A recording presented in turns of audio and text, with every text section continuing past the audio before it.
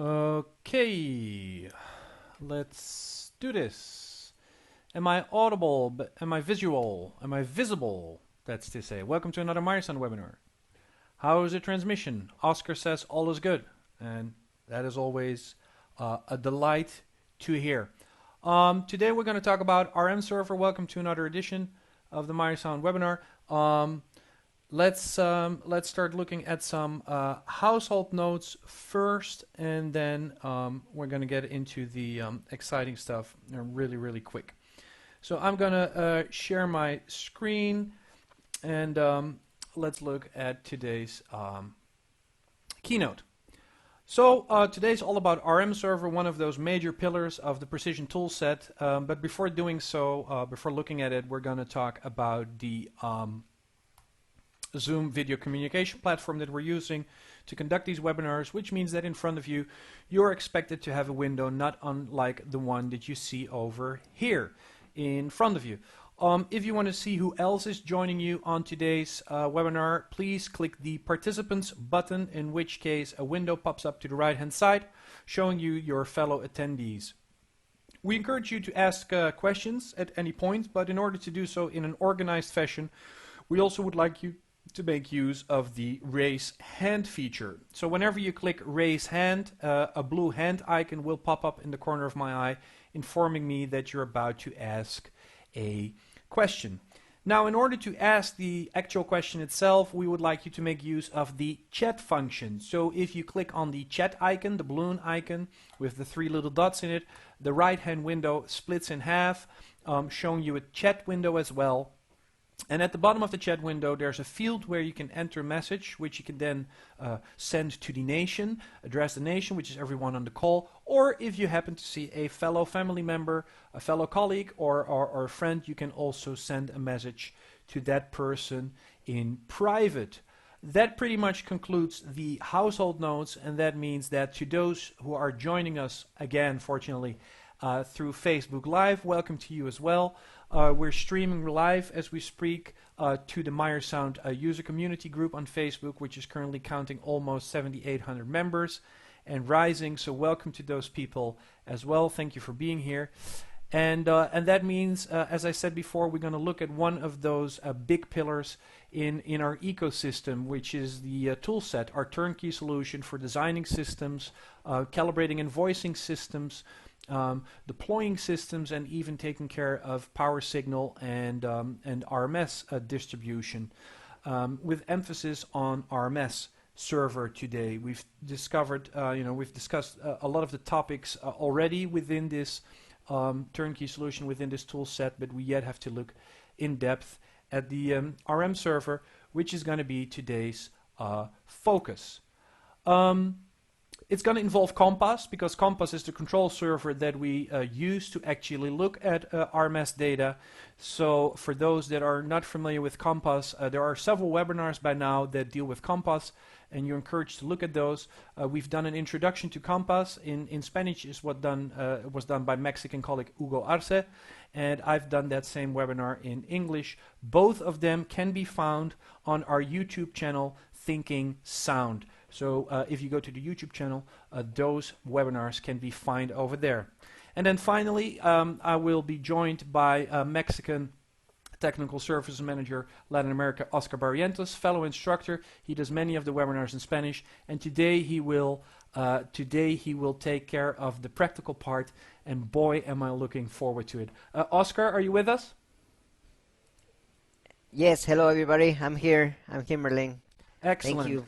Happy that you're there, Oscar. So, Oscar, in about 30-35 minutes or so, I expect to get back to you, and then you can take over and do the practical part of today's webinar. Good, Okay. I'll be here. Yeah, no, awesome. Very much looking forward to it. Okay. So, without further ado, today is about RMServer. So what are we going to discuss? Well, as always, I've made a checklist to make sure that I don't forget anything. And we're going to start with how to set up an RMS network, which cables and connectors to use, how to configure an RMServer, how to configure Compass to monitor those loudspeakers with RMS modules, and how to troubleshoot RMS systems. We're going to look at an overview and examples of RMS systems, the infrastructure. It has a built-in web server that we're going to look at, and how to approach, use, and operate the RMS server from within Compass, our control software, and finally some tips on troubleshooting. Let me make a quick adjustment over here, and let's go back to the keynote and pick up where we left off. So there we go, desktop number 2, and there's the keynote once more. So these are the things that I intend to do today, and let's look at that a little bit more in depth. So let's look at an overview and system examples. What is an RMS server? Well, it's basically the central hardware component of a Compass remote monitoring system. It's a small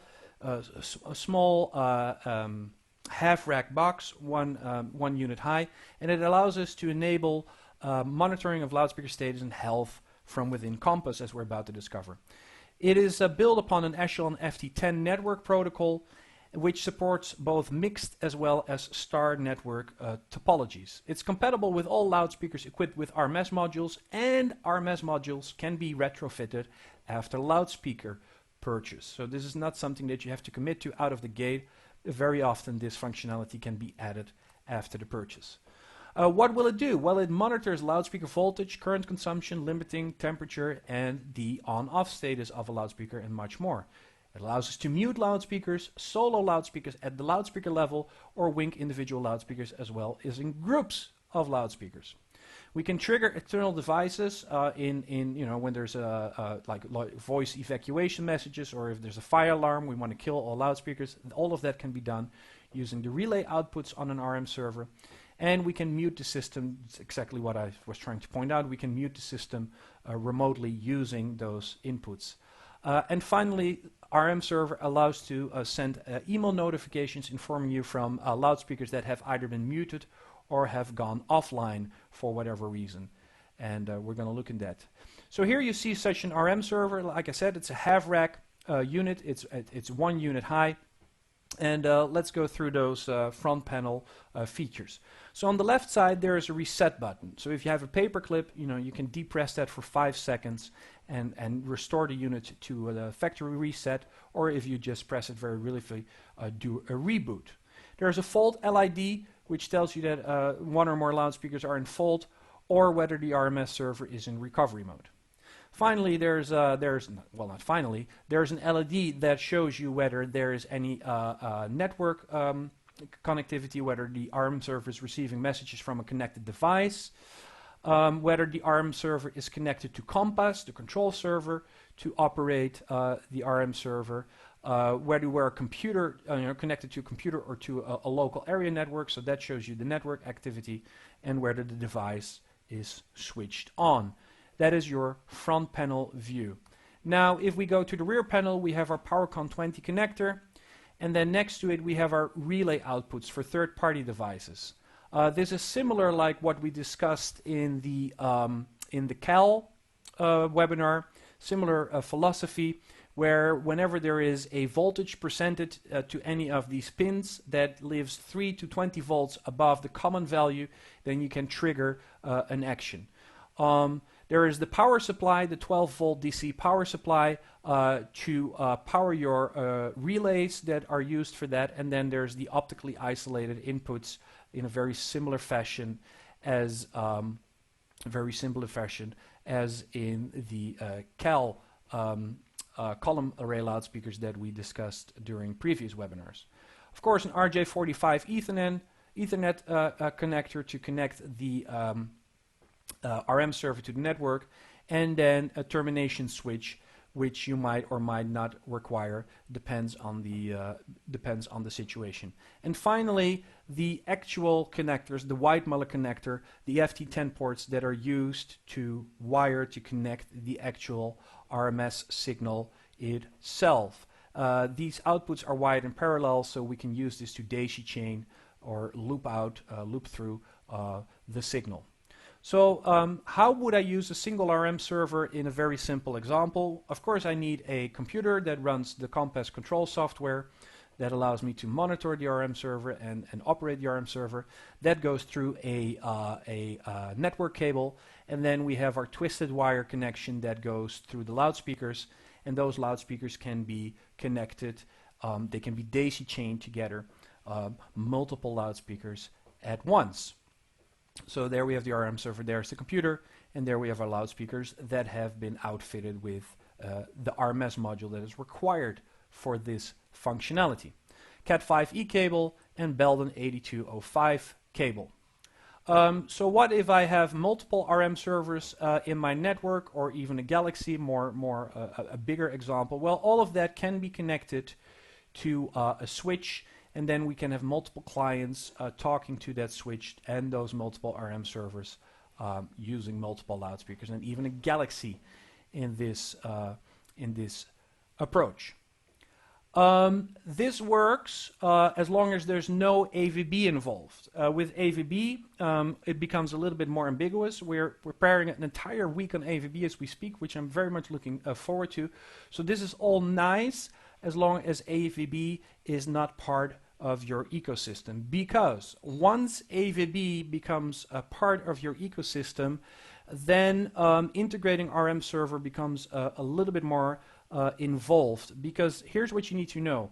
As we're about to discover, every RM server can have up to 15 nodes, that is to say 15 loudspeakers or power supplies, as we're about to discover. As much as 50 nodes can live on a single RM server.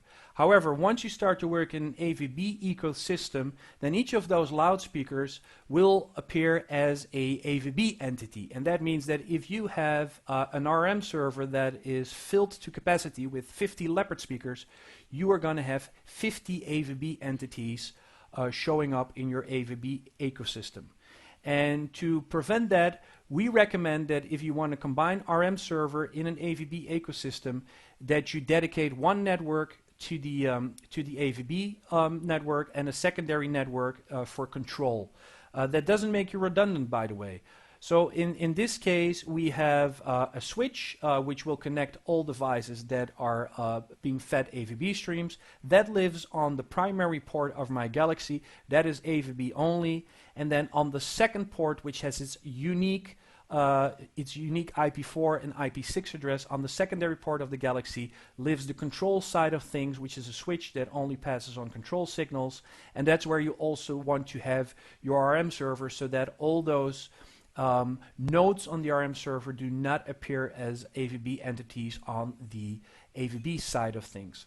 However, this doesn't make you redundant, so if you want to be fully redundant, then the recommendation is to have a third network, a tertiary network, solely for the purpose of RM server, keeping your primary and secondary AVB networks free from a third-party device that floods the network, which is ill-advised.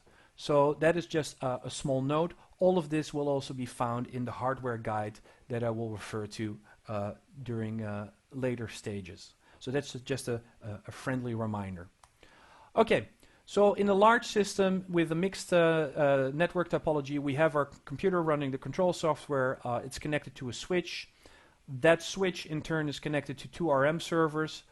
We have one loudspeaker living on one RM server with the direct connection, a home run, whereas the second RM server has a home run to a direct loudspeaker, and as well makes use of a junction point. And this is just hardwired. This could be a junction point, a Y cable, for example, where you just hardwire multiple twisted pairs together, star topology, and will still work. An MPS, a power supply, as we already discovered during Rahul Samuel's excellent presentation webinar on Intelligent DC. Be sure to watch that on the Thinking Sound YouTube channel. Rahul already pointed out that an MPS, a power supply in this case, will represent 4 nodes on the network, and we're going to discover more about that during the course of today's webinar. And that is an MPS, mind you, with a RMS module, which can also be added, retrofitted post-purchase. So let's look at the infrastructure. The recommended cable is Belden 8205 or equivalent wire gauge. Stranded, unshielded, and the maximum length is 500 meter. That includes all cable hops. So if you're daisy chaining multiple loudspeakers together, then you want to look at the sum of all cable hops. That should not exceed 500 meters or 1640 feet per RMServer. If you need more than that, there is a repeater that you could use for that purpose, but we defer to the hardware guide for more information about using repeaters. Without repeaters, 500 meter sum of all cable hops is what you can do with the twisted pair. It also makes it polarity insensitive, or as I like to call, idiot proof, and that means that you don't have to worry about how you wire the conductors. It will work regardless. Needless to say that a smaller wire gauge decreases, you get a penalty, decreases your maximum length. So that being said, this is the recommended cable that we strongly encourage you to use. Some wire stripping guidelines can of course also be found in the documentation. The connector that's being used is a Weidmuller connector with screw down terminals, and it comes in different versions depending on whether you want to use one output or both outputs. All of that can be found in the documentation. Okay, and make sure that those connectors are secured and plug them in the relevant outputs and screw the wires in place. So, as I said before, 50 nodes maximum per RMServer. So what is a node? What does a node constitute? A node is essentially either an individual loudspeaker equipped with an RMS module, which would be one node, or a power supply from our intelligent DC range, where a single 8-channel power supply is 4 nodes. Okay, no more, no less. It will show up as 4 nodes, which should not be mistaken that it can only show you 4 loudspeakers, even though it's an 8-channel amplifier. But we'll get to that during the course of this webinar. So 15 nodes at most, either individual loudspeakers or power supplies that count for 4 nodes each. Because one of those 8-channel amplifiers supports to as much as 8 intelligent DC loudspeakers. So that's something to be mindful of. Do not mistake 4 nodes for 4 loudspeakers. No, you will very much be able to see 8 loudspeakers, and we'll see an example of that later during this presentation. So here you see the integration of an MPS as well as individual loudspeakers. Again, a variation to the theme. We have our RMServer, we have a home run to a loudspeaker, or that's to say 4 loudspeakers, which have been daisy chained, and then we have a star topology element where we have a junction point that connects multiple loudspeakers who've been daisy chained, and even an MPS power supply with 8 loudspeakers from the intelligent DC range, and all of that will work very nicely, very fine. So there we go, 1, 2, 3, 4, 5, 6, 7, 8, 9, 10, all the way to 13, and then 4 more channels. 17 less than 50, okay, green traffic light, we're good to go. That will perfectly work. Which brings us to how do I calibrate? We're not talking about sound system. How do I operate? How do I configure an RMServer? Using the built-in web server, very convenient. First thing that we need to do is use a browser and approach our RMServer. So we can do that by logging in with the serial number, which is shown on every RMServer, using this naming convention. That will be one way to approach the RMServer through a browser, or alternatively to approach directly its IP4 address. And from the factory default, every RMServer comes with is shipped with the same IP4 address. Needless to say, you can reconfigure that IP4 address to any value of your liking once you successfully connect it through a browser to the RMServer. So once you've successfully connected, you will have to log in to the web server, and by default the username is admin and the password is, surprise, admin as well. Goes without saying that all of that can be changed once you are successfully logged in. The graphical user interface, or the website if you will, is a tab-based approach like Compass, where you have several tabs.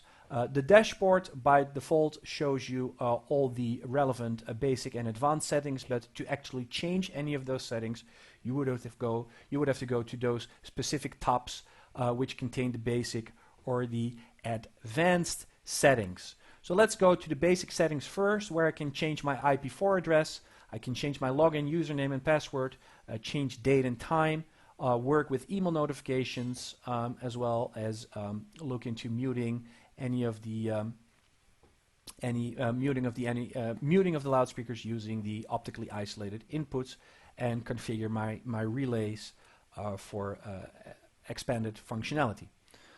Okay, so imagine that I want to change the IP4 address of my RM server. Then there's basically two ways of doing that. I can use DHCP, in which case IP4 address will be assigned from the DHCP pool to the RM server, or I can use a manual assigned address where I get to choose the IP address myself, and then I have to provide all common information that is required for a static IP address. If I save my settings, then those values will be pushed to the RM server. So what about security? What if I want to change my username or my password? I go to the basic settings, and then I choose that I want to edit the security settings, and this is where I change the default password from admin into something of my liking, and the same goes for the default password of default username and default password admin, and change them to values of my liking. Be sure to save those settings in order for them to be persistent.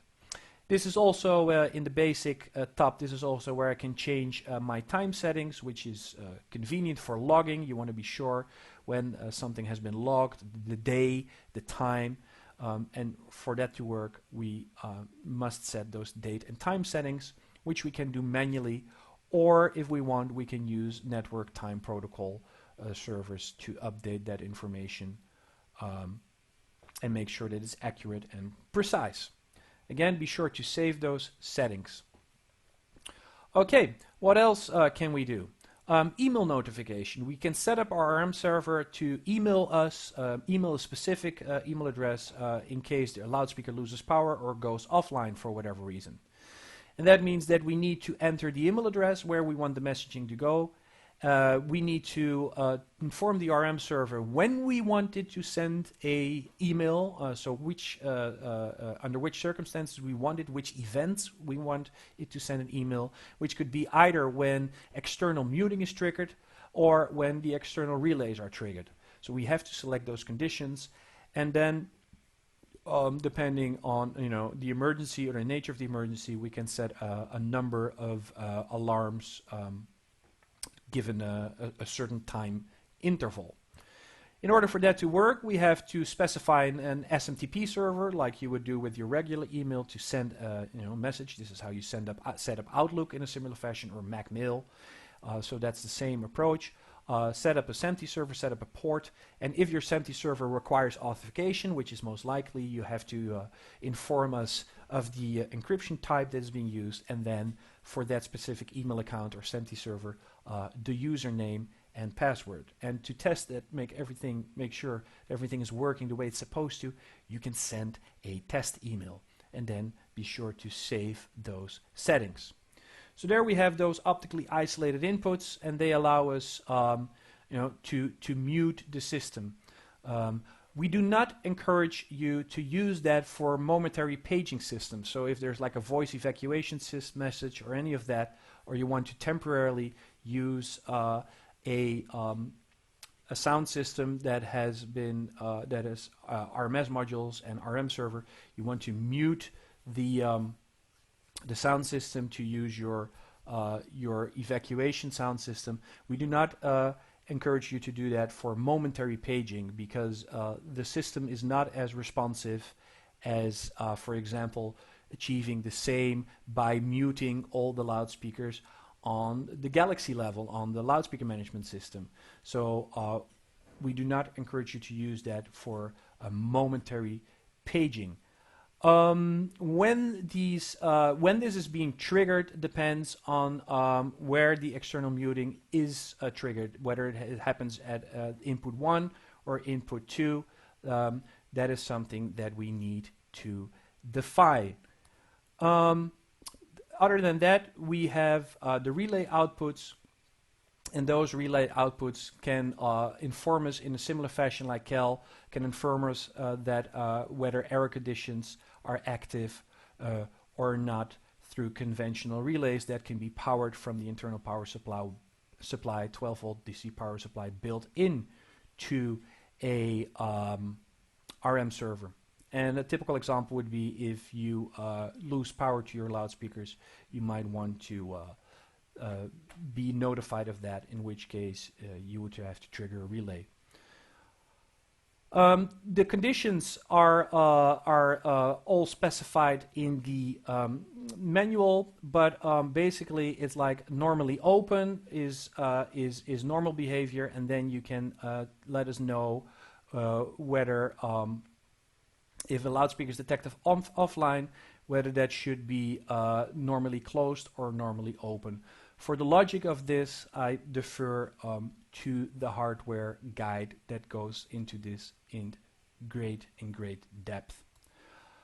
Okay, we can test those relays and make sure that everything is working as advertised, which is very convenient, and whether the relays are open or closed.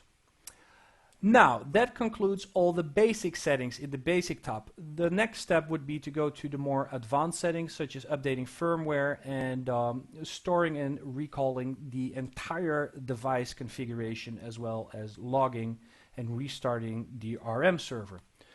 So, this one is updated to the latest firmware, but if I want to update the firmware, I have to choose a file, which will bring up a window, a browser, and that allows us to go to the relevant folder in a Mac OS environment.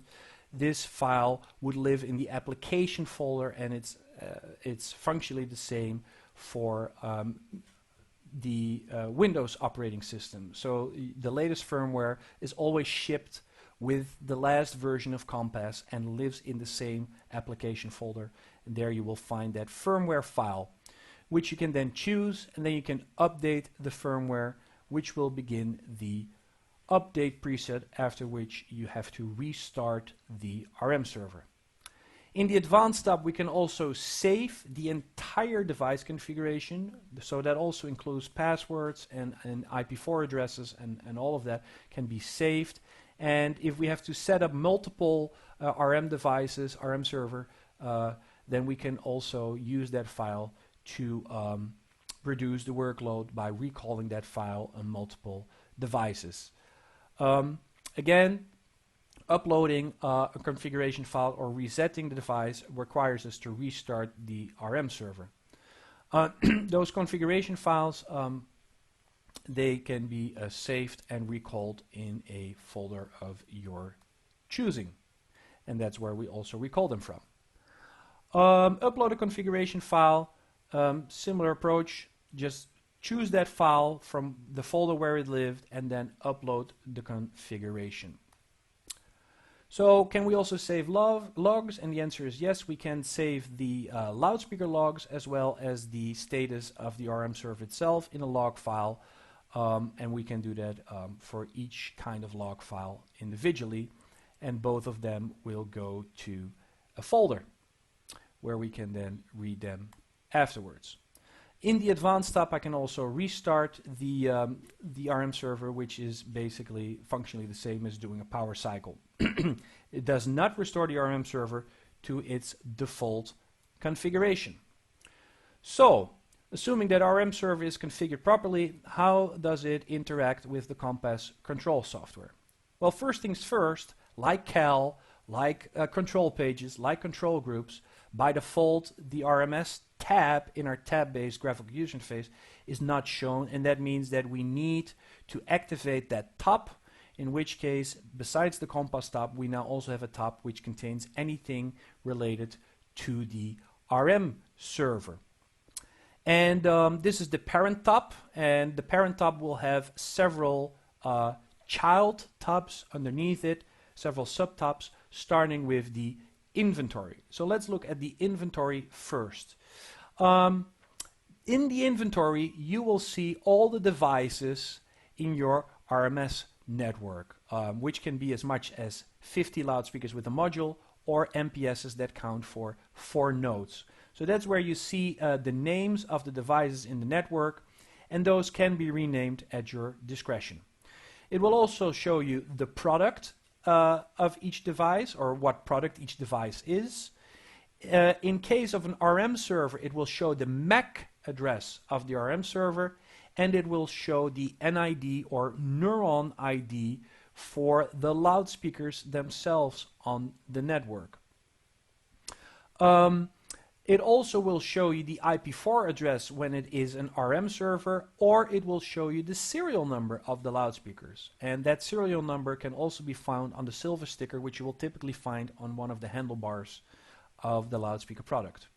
It will show you whether those loudspeakers are online, and it will show you how many nodes out of 50 you are using. Remember, a single RM server allows you to do as much as 50 nodes, and right now we're using 19 of them. For those that are paying close attention, 4 of those is the 8-channel power supply that we see over here, and the remaining 15 nodes are the loudspeakers that have been equipped with RMS module. It will show me whether the loudspeaker is muted at the loudspeaker level. It will show me whether the loudspeaker is soloed at the loudspeaker level. For those loudspeakers that allow you to change polarity to pin 2 hot or pin 3 hot, that is also shown over here. And finally, it will show you either the firmware of your RM server or the version, the module version of your RMS module. And depending on the age of your loudspeaker product, that might be RMS 3 or RMS 4 as we currently speak, or even older, depending on the age of your loudspeaker product. Inventory is automatically discovered when Compass is opened, and it can take anywhere from 1 to 2 minutes for larger networks. So some patience is required. This is also this response time is also the reason why momentary paging is not recommended. If you want to refresh your inventory, you can simply click the Discover All loudspeaker button, in which case the inventory will be refreshed. During that dialog, certain loudspeakers will temporarily show up as not in the inventory, but once the process is finished, they should go to online once more. Now, what if I have a loudspeaker that needs initialization because it's a loudspeaker that is prior to 2012, which is by now is 8 years ago. So if you have a loudspeaker that is before June 2012, you must initialize that loudspeaker. However, all loudspeakers that have been sold after June 2012 have been pre-initialized by Meyer Sound, and there's no need to initialize that loudspeaker.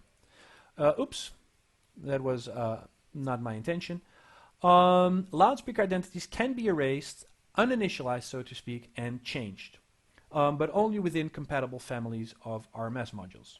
For further information, please refer to the Compass RMS hardware guide for details. So a loudspeaker prior to 2012 that has not been initialized initially will show up as unnamed. If I right-click on such a loudspeaker in my inventory, a dialog shows up, a drop-down menu where I can choose Initialize Loudspeaker Identity. At what time I'm expected to provide the serial number of that particular loudspeaker, which can be found on the silver sticker on the side handlebars. So this is where I would enter the serial number of that loudspeaker. That information is then written to that particular RMS module living in that particular loudspeaker. And within the hardware guide, page 69 has a very convenient RMS configuration sheet which I can print, where I can then use to take note of the loudspeaker model, its serial number, neuron ID if it's applicable, if it has a specific name in line with its job description, such as front fill or infill or center fill, and any other nodes that might be required for doing this kind of work. That sheet is very convenient, and you will find it in the hardware guide. So once all our loudspeakers have probably been configured and are showing up in our network, we can start defining, we can start making user-defined pages, not unlike what we saw in the control pages and control groups webinar for Compass, which you can find on our Thinking Sound YouTube channel. So this is where we can define our pages and start populating them with groups that contain loudspeaker, that contain nodes, so to speak. So the first thing that we want to do is add a group by clicking on the add group. This is also something that we're going to see during the practical part.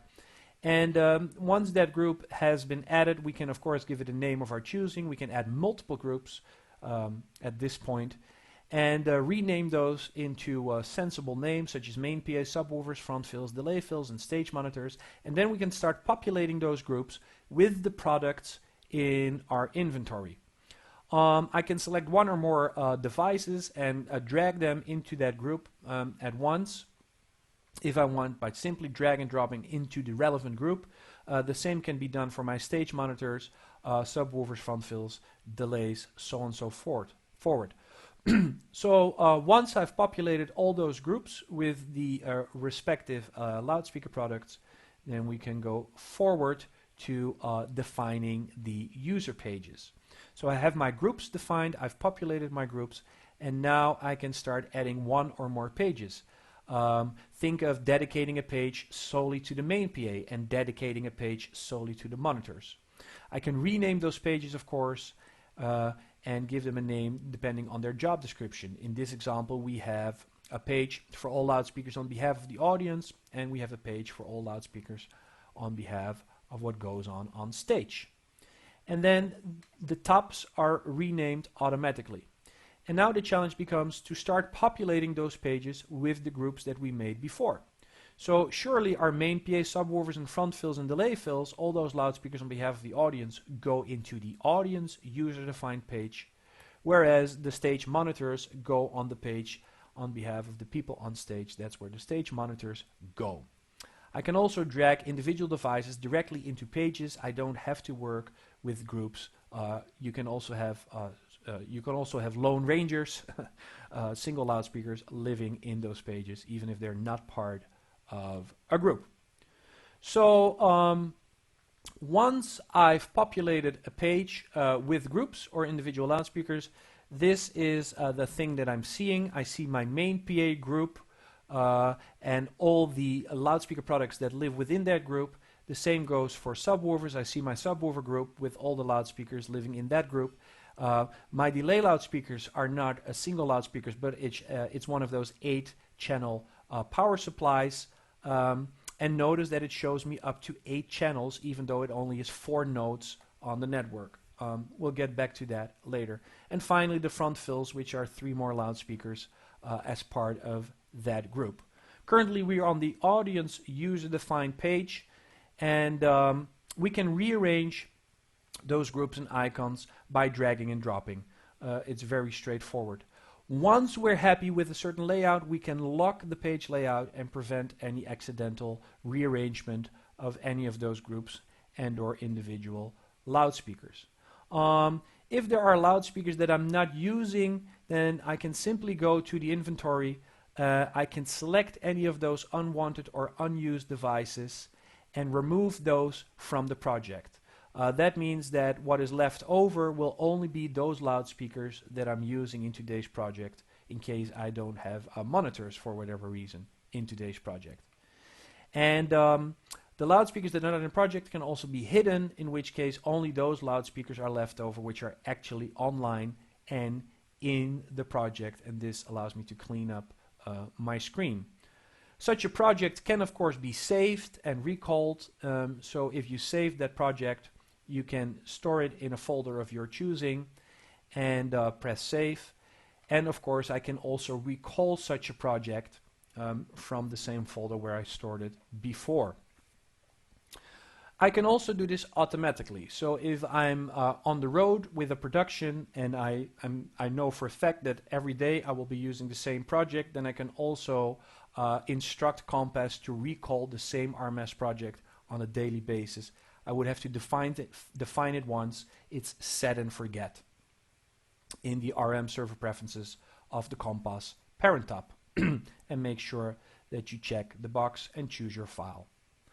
So, what will RMServer show us? Once we have populated those pages, what is there to see, in this case on the audience page containing all loudspeakers on behalf of the audience?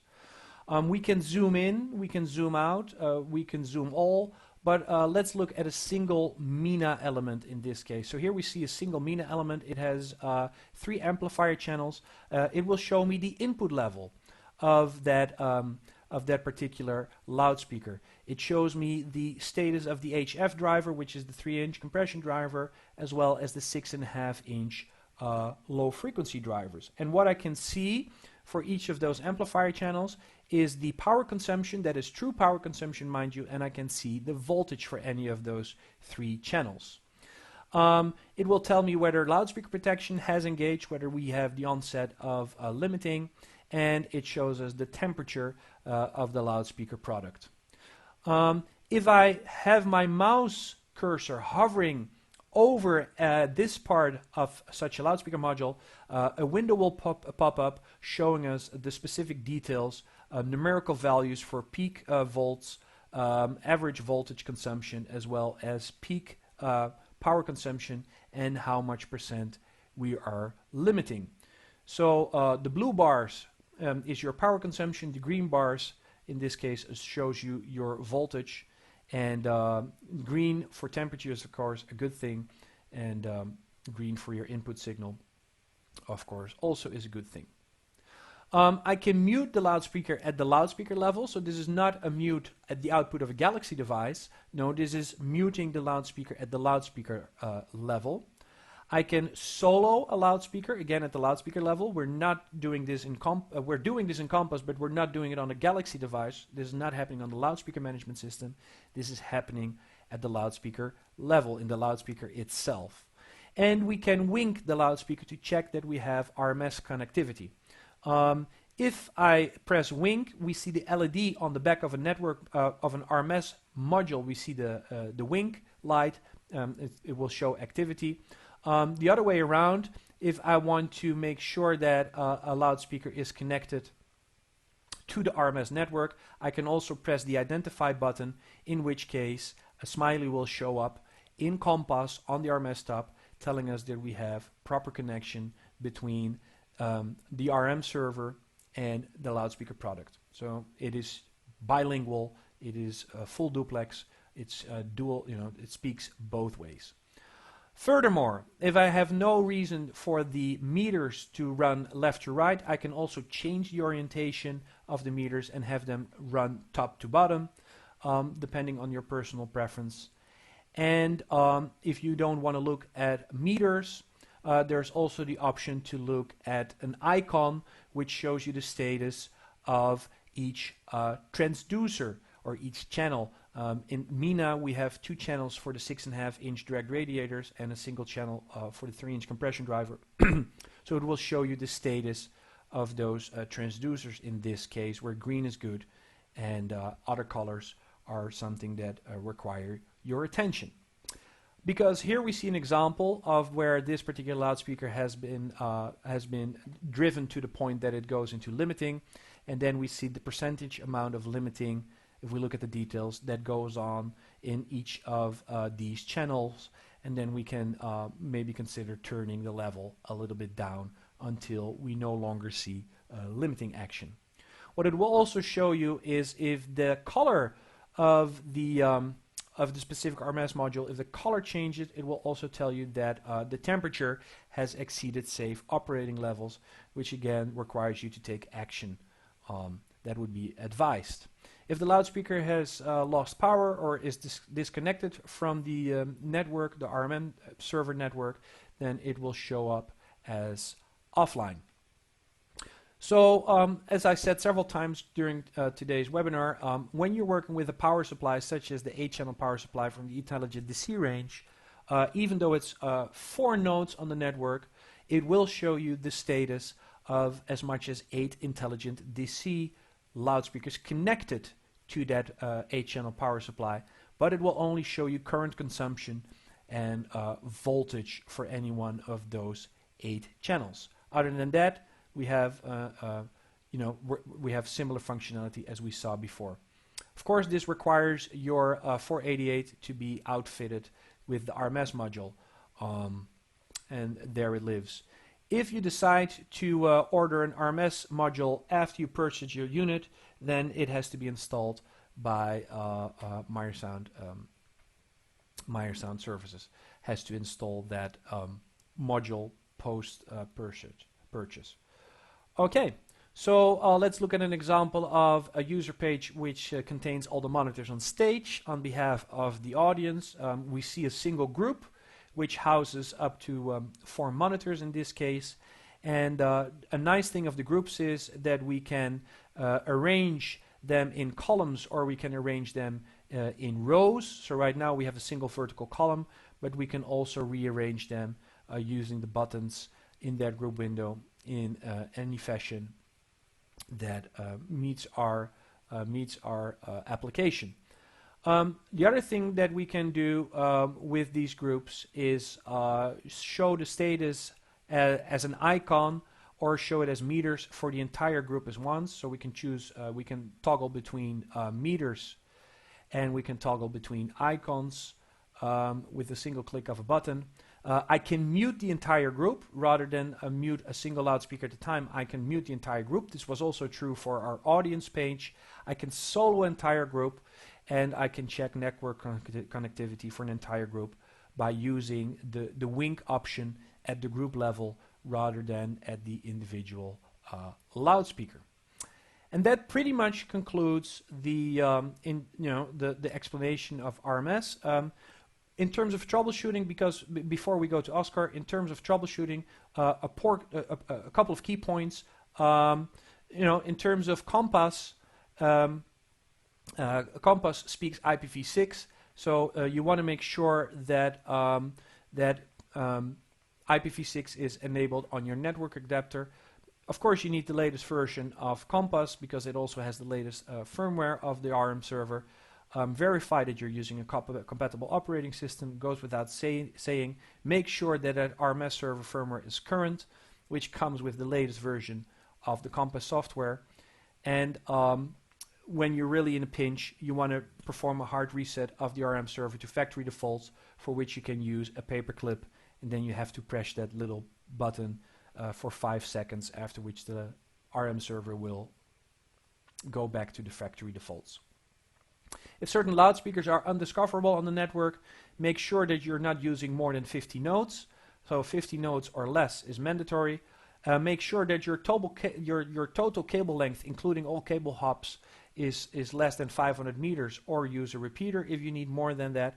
Make sure that you're using the recommended cable or equivalent, and make sure that test whether engaging the terminator switch on the rear panel of the RMServer, whether that improves the situation if it's not already engaged. And make sure that there are no other terminators present in your RMS network. And finally, you can also reset an RMS module, for which we defer you to the hardware guide. Loudspeakers that show up as offline or not in the inventory, make sure that the loudspeakers are powered on. That goes without saying. Make sure that there is a network connected, the twisted pair cable is connected to the loudspeakers, and that the white Muller connector is locked into place, that it's not loose. And sometimes loudspeakers that are operating under hard conditions, could be that the loudspeaker contacts are corroded. Just take a toothbrush and clean those connectors, and that should typically resolve any challenges. Finally, make sure that both of the strands, both of the conductors are connected in place, of the twisted pair conductors are connected in place for the white Muller connector. And then see whether refreshing your inventory will bring up all loudspeakers that are connected to the network and powered on. And that should make all those loudspeakers show up in your inventory. That pretty much brings me to the end of the theoretical introduction. For those that want to read more about how to set up an RMM server network, there is the quick start guide, which gets you up and running, which can be found on the website. And then there is the hardware guide, which is the extended version of the quick start guide, which shows you also how to install RMS modules in loudspeakers post-purchase and so on and so forth. And if I'm not mistaken, that means that we've gotten to the point that Oscar is going to show us the practical side of things, and boy am I looking forward to this, because he has a setup that put a smile on my face from this ear all the way to that ear. Oscar, are you with us? Yes, I'm here. Thank you, Merlijn. Okay, I will stop sharing my screen and take it away, sir. Okay, thanks. Hello, everybody. It's a pleasure to be here with you. And as Merlijn says, this is a small practical session. So I would like to show you some things that we are having right now. And the first thing I would like to show you, if you see my screen right now, let me just. Are you? Oh yeah. Can you? Okay. So what I see, correct me if I'm wrong, I see an RM server living on a piece of foam. Yes. And then That's I correct. see two subwoofers that are facing each other. Now, Exactly. why would you do that? Why would you have two subwoofers facing each other? Well, mean, as you notice, as you can imagine, I'm at home, as all of you. So I was just trying to figure out how to play with some kind of speakers, having in them having a lot of noise coming out from them. So I thought that it could be a good idea to have two subwoofers facing each other, like the way you are seeing right now, and canceling each other, say that again. and canceling each other. Wow. So So that you're trying to keep your neighbors happy. exactly, and Okay. my wife happy, and I'm happy, of course. Awesome. So So that means that we can drive the system, possibly trigger limiting, without causing a landslide. Awesome. exactly. Awesome. So the main idea is I'm having these two subwoofer like you're seeing right now in this composition, Right. and if I just go to the section where you can see the configuration for these two small subwoofers, Hmm. those subwoofers are having the same configuration. I mean, there is no difference in the EQ or low pass or high pass or whatever processor you might think. So those are having the same signal. If Okay. I just do the prediction for those, let Yeah. me just select these two. You're gonna see that they're gonna add together in the complete sound field. I mean, Right. Without there bells is and whistles, without any further processing, you're going to get a 60 dB performance increase. that's correct. So if I go to that same section and I just do a polarity reverse in one of these subwoofers, so you're gonna see that the amount of energy is too small. Oscar, you're not a member of the SPL Preservation Society. You've just proven that. Exactly, exactly. So I have this unique slide to show you the same thing Yeah. by having an M3 D sub that is a cardio subwoofer Hmm. in this corner. Hmm. So this is pointed all to that direction in Right. order to keep the energy to that side. And as you could see, we have the two subwoofers playing together with any change on them. Yep. So they are adding energy, and here we are canceling, trying to cancel each other. Right. So So that your neighbors don't cancel you. exactly.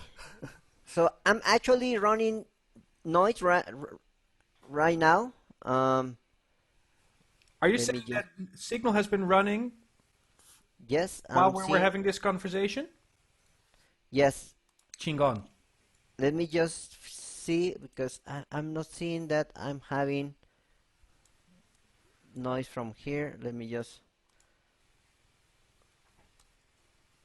wait a moment. I'm not seeing nothing coming out from my Galaxy. Just gonna double check that I'm doing that.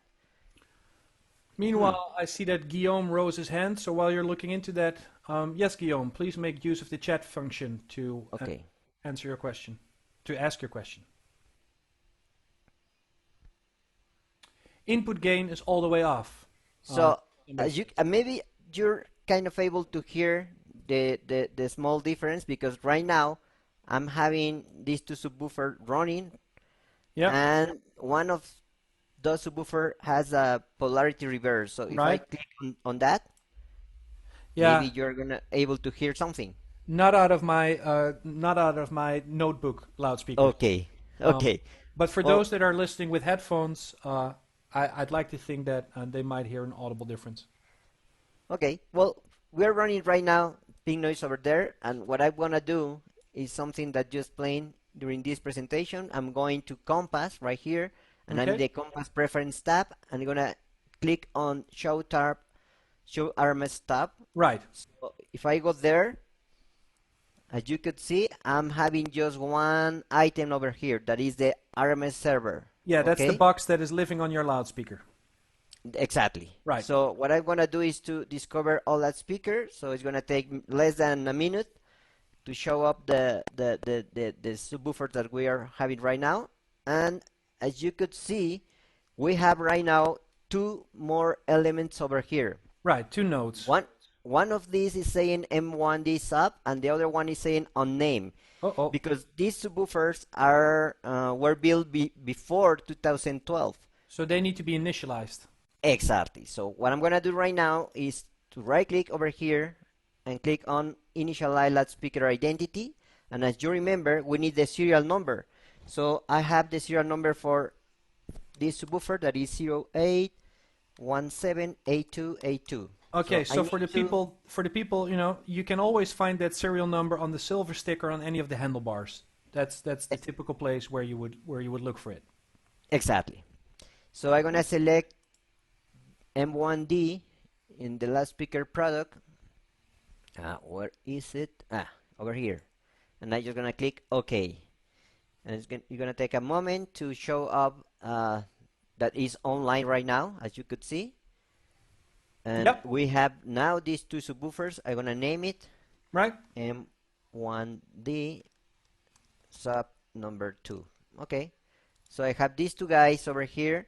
Now if I go to page configuration, I can see those subwoofers over here as well. And as you were explaining, we have this column that is about the groups, and this other column that is about the pages. Okay, so I'm gonna select these two guys and just drag over here, just to have these two subwoofers in this page. I'm gonna change the name for this. So simple drag and drop. Exactly, drag and drop. Let me just do before the group. Okay. So as you can see, we have just one group over here. I'm gonna do the same thing. So right now I have a group and I have a page. Okay. So if I go to what I can do is to add another page. As you can see, we have page 1 and page 2. Yeah. And I have this group going to this page number 2. So page number 1 has the individual loudspeakers, and page number 2 has the group. That's correct. So we could see here two items. Those are the independent subs, and now we have the group. And if I can just double click over here, I'm gonna have those two in a horizontal way. Okay. Right. So if I just click on one of these small buttons, the mute buttons, you're gonna see that this is mute and the other one is playing. I can hear from myself over here. So this is about the mute, and this is about the solo option in this subwoofers. So you can. What's also nice that when you solo number 1, that number 2 goes in the mute automatically. Exactly. Right. Exactly. And I can use the service pins just to figure out what subwoofer I am playing with right now. So you just press the identify pin on subwoofer 2, and then it says, "Yoo-hoo, I'm here." Exactly. Okay. And can you do the same with subwoofer 1?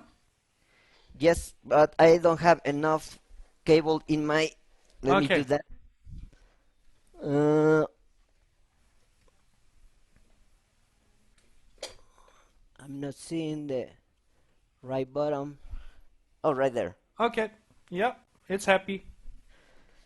Okay, so what I'm gonna do is to turn the level up, Okay. and of course this is not a exact a total cancellation, you know, No, no, no, but no. let's see what we're gonna get right now. So I'm gonna go to -10. As you maybe you're able to see the level over here. I don't know if it's Yeah, the it shows gain -10 okay. I'm and gonna increase minus. the level, Yeah, and I'm hearing something that is vibrating in my room right now. right. But that amount of sound is just too much Yeah, right but now. you can clearly see the power consumption and the voltage meters. You can see that all amplifier channels are, the meter is eating up. Exactly. So I'm Right. gonna keep this small window over here just to let you see. Wait a minute. Right here. Okay. So that is the details, right? When you mouse over, you see the specifics. Exactly. Right. So now we So see the as you could numerical see, values. we're getting a lot of voltage over here, but there Right. is no limitation. Right. If I go higher, something around plus 10 dB, you We could hear see something. We hear something happening. At least I don't know about the rest of the audience, but I hear something happening. Something is modulating. I don't know what's going on. just imagine if I click on the polarity reverse right now, it's gonna be Oh, crazy over it's here, gonna but I spike. won't do that. So, but you could see that we are having some kind of limitation over here. Right. We see red values. Okay. Yesterday I did a mistake, and when I was running that amount of level, I just do polarity reverse in the one that has, Ooh. and it was I had a problem in here. But now I'm happy. Yeah. So what I also can do for you is to go to the RMS server right now. So if I just click another tab over here and I write RMS server, as you can see, I have right now Yeah. the right serial number. If Right. I click on that, actually, I don't know why I didn't need the admin, the password and the username, but maybe that was that was because I was connected in a minute ago. I'm pretty sure. So if I go to basics, you could see that I have here the IPv4, Yeah. okay, and I have the date and time settings done. You could see the date and the time. This is the time for Mexico City, Sure. and I have done some email notification as well. Okay. It's gonna trigger when external mute is triggered or Okay. when external relay is triggered. That Okay. means that a speaker go off or go off offline. Mm-hmm. Go offline. Okay.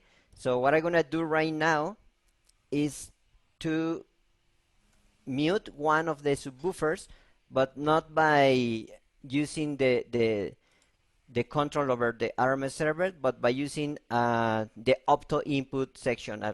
I don't know if you remember that you were um, Yeah. telling The Phoenix connector. exactly. Right. Okay, so I'm gonna do that right now. Let me just stop sharing. Ah, it's better to see the signal over here. Okay.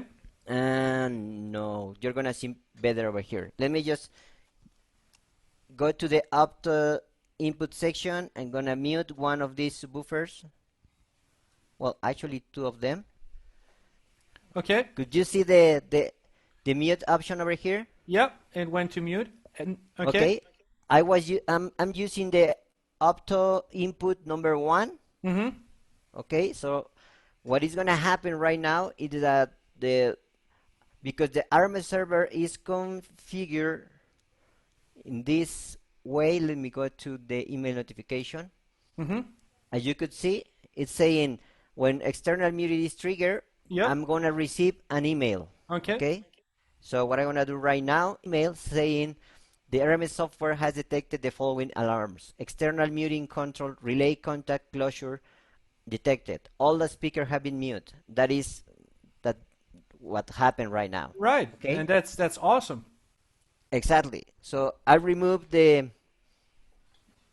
relay, Mm-hmm. the opto input, sorry. Mm-hmm. And now what I'm gonna do is I'm gonna remove one of the RMS connectors in one of the subwoofer. As you can see, Yeah. it goes offline Yep. because there is no more RMS in that subwoofer.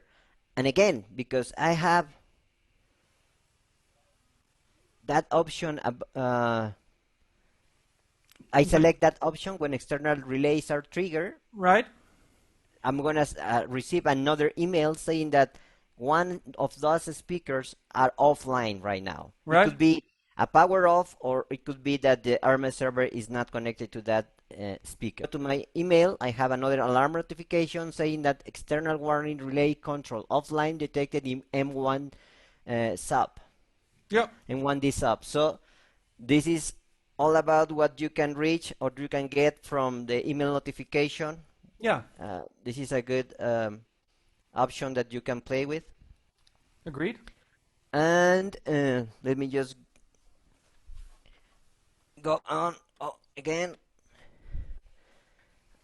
And I think this is all what I had. Awesome.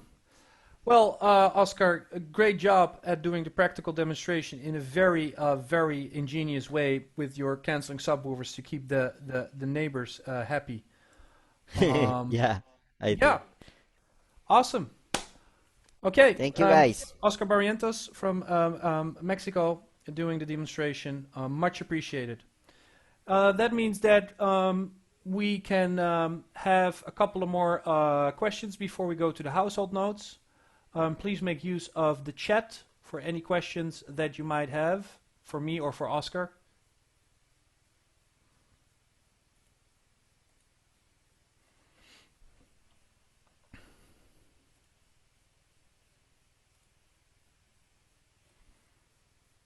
Okay, well, it appears like people are getting it, so that's great. Which means that I'm going to prepare my screen for some closing remarks. Thank you, Oscar, for doing the practical part. Much appreciated. As always, this webinar will be uploaded to our YouTube channel, Thinking Sound, after we're done with today's session. This Friday, we have one of our a la carte Fridays on demand, where you get to choose what it is that you would like us to discuss at your request. And in order to make your preference known, please go to the Meyer Sound user community on Facebook, where you will find a poll. And in that poll, you can let us know whether you would prefer us talking about Montreux Jazz, M-Noise, or Frontfill systems. And then, depending on your vote, this Friday, one of those three topics will be discussed. And that concludes today's webinar. Unless there are any questions, all that's left to say is please stay safe and please stay healthy. And see you next time. Okie dokie. Bye-bye.